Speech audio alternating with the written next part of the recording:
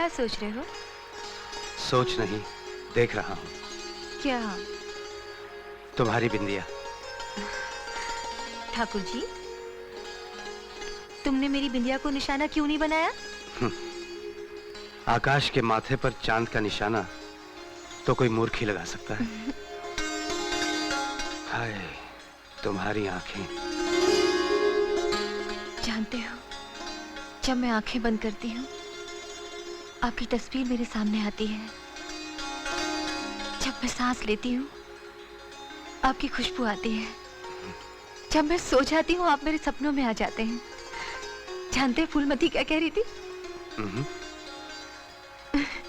कह रही थी कि मुझे आपसे प्यार हो गया है। तो क्या झूठ कह रही थी?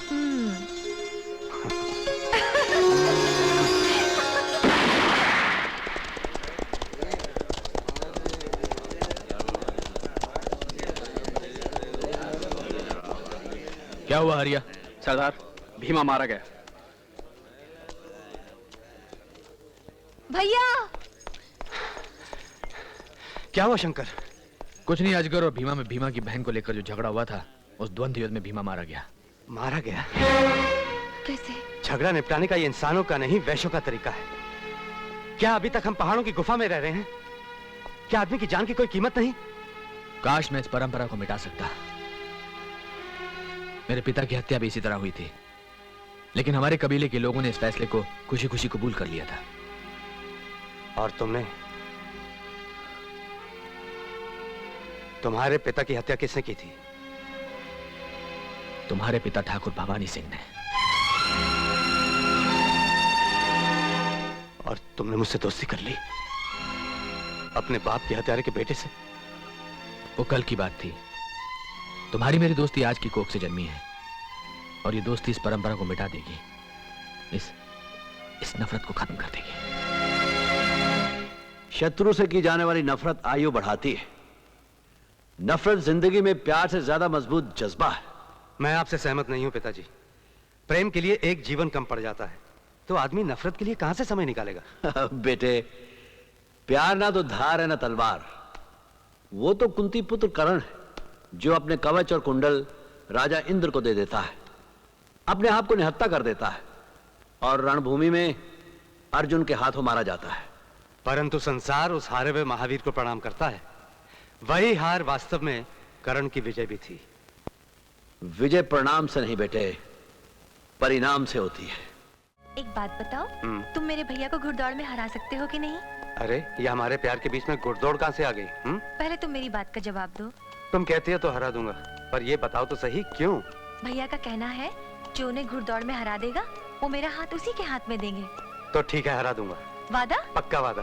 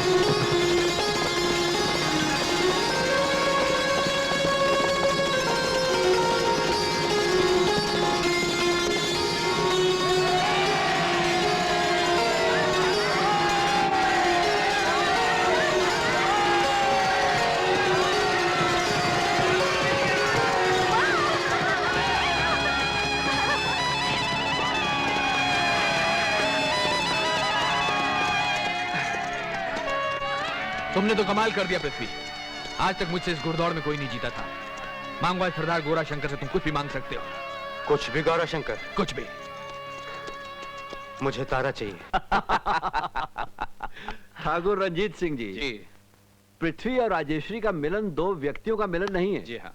ये तो दो महान शक्तिशाली परिवारों का मिलन है। ठाकुर साहब, ये पृथ्वी सिंह जी कहाँ हैं? आजकल के लड़के तो हवा की भांति हैं, और हवा घर के अंदर से ज्यादा घर के बाहर होती है। ठाकुर साहब, आप विवाह की तैयारियां कीजिए। जी हाँ।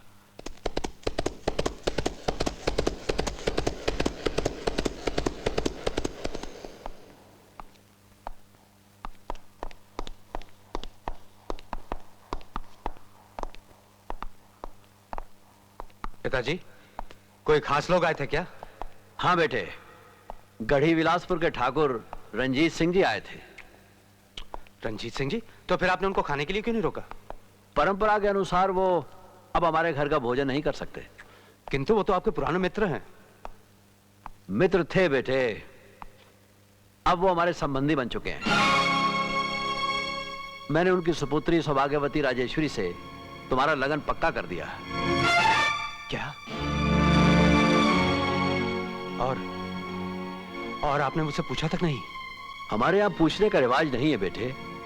हमने ठाकुर रंजीत सिंह को अपनी जबान दे दी है। इसी संकट में तो मैं भी हूं पिताजी। परंपरा के अनुसार जबान जबान होती है, वो चाहे आप दें और चाहे मैं। आपने रंजीत सिंह जी को जबान दी है और मैंने। जानता हूं, गोरा शंकर की बहन तारा को। जी हां, और इसीलिए मेरा लगन तारा के सिवा किसी और के साथ हो ही नहीं सकता। देखो बेटे, तुम्हें हमारे वचन का अपमान करने का पूरा अधिकार है, क्योंकि अब तुम बड़े हो चुके हो। लेकिन बड़े होकर तुम ये भूल गए हो कि तुम्हें बोलना भी हम ही ने सिखाया था। इसीलिए मैं आपकी ही भाषा बोल रहा हूं। तुम्हें इस विवाह से इनकार करने का पूरा अधिकार है बेटे। यदि तुमने ऐसा किया तो फिर गोरा शंकर, उसकी बहन तारा और उसके पूरे कबीले के सर्वनाश का दायित्व भी तुम्हारा ही होगा। इसलिए इनकार करने से पहले अच्छी तरह सोच लो बेटे, अच्छी तरह सोच लो।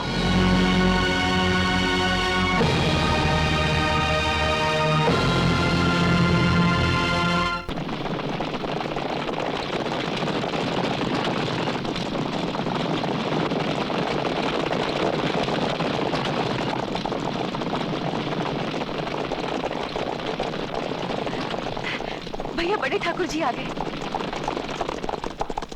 स्वागत है ठाकुर साहब। कमान की तरह झुकी हुई पीठ और तीर के जैसे जुड़े हुए हाथ, निशाना हम जानते हैं शंकर। अतिथि का सत्कार हमारे डेरे में ऐसे ही किया जाता है ठाकुर साहब। हमें अतिथि समझने की भूल मत करो शंकर। कल तुम्हारे पिता हमारी धरती हथियाना चाहते थे, और आज तुम हमसे हमारा बेटा छीनना चाहते हो। इतिहास अपने आप को दोहरा रहा है, और हम ऐसा हरगिज नहीं होने देंगे। इतिहास लिखने वाले मैं और आप ही हैं ठाकुर साहब, लेकिन आज मैं और पृथ्वी सिंह मिलकर एक नया इतिहास लिखना चाहते हैं। शब्दों से खेलना हम भी जानते हैं, और बंदूक से खेलना भी, लेकिन तू तो हमारे बेटे के जज्बात से खेल रहा है। खेल खेलना तो आप लोगों का शौक है ठाकुर साहब, हमारा नहीं। तो फिर हमारे बेटे के लिए खेल का सामान क्यों बना रहा है अपनी बहन को? ठाकुर साहब! कौन शंकर? जानते हो तुम किससे बात कर रहे हो? आवाज बुलंद मत कर बंजारे। हमारी हवेली की दीवारें बहुत ऊंची हैं। तू अपनी बहन की सीढ़ी बनाकर हमारी हवेली में प्रवेश करने की कोशिश मत कर।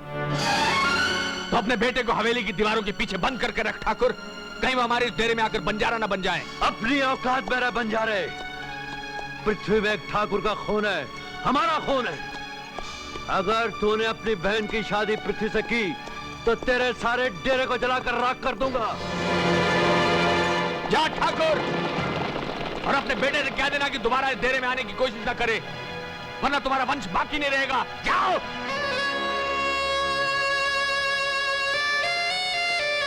जितना रोना है उतना रो ले तारा। आज के बाद मैं तुम्हारे आंसू देखना नहीं चाहता।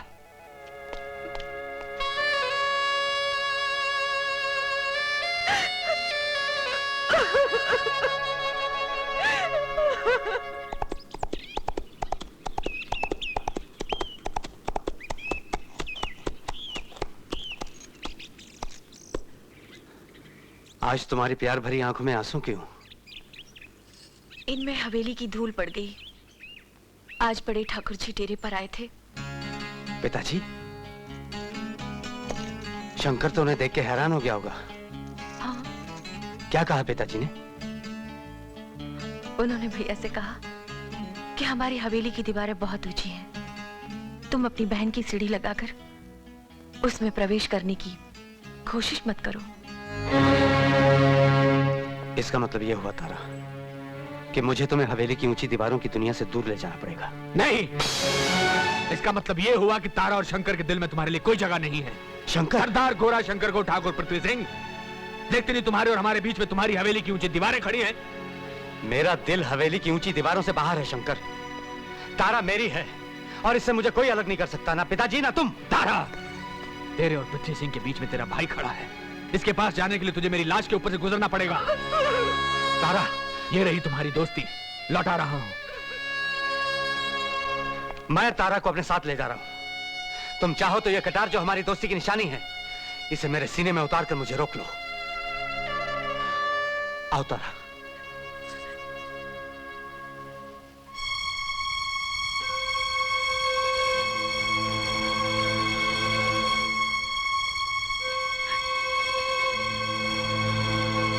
ना मैं भैया को छोड़ सकती हूँ, ना तुम्हें। तो ठीक है, मैं बंजारा बन जाता हूँ। ये नहीं हो सकता। क्यों नहीं हो सकता? जो तुमने बंजारों की पगड़ी बांध ली तो तुम्हारा अहंकारी बाप हम में से किसी को जिंदा नहीं छोड़ेगा।